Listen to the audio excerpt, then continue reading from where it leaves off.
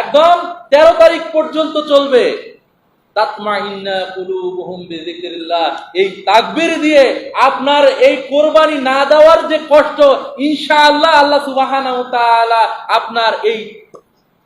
কুলুবুহুম বিযিকরিল্লাহ, এই জিকির দিয়ে আপনার অন্তরকে প্রশান্ত করে দেবেন যদি দিতে না পারেন। আর আমাদের পূর্ববর্তীতে যারা ছিল ওমর এবং ওই সেই সময় সাহাবীদের আবু হুরায়রা রাদিয়াল্লাহু তাআলা আনহু, তিনি বর্ণনা করছেন যে যখনই এই চাঁদ দেখা যাইতো, জিলহজ মাসের চাঁদ যখন দেখা যেত, তখন ওমর এর মতো মানুষ বাজারে গিয়ে বড় বড় করে তাকবীর দিত, আল্লাহু আকবার, আল্লাহু আকবার, লা ইলাহা ইল্লাল্লাহু, আল্লাহু আকবার, আল্লাহু আকবার, ওয়ালিল্লাহিল হামদ। প্রত্যেকটা মুমিন মুমিনাত, মুসলিম মুসলিমাতের উপর 13 তারিখ পর্যন্ত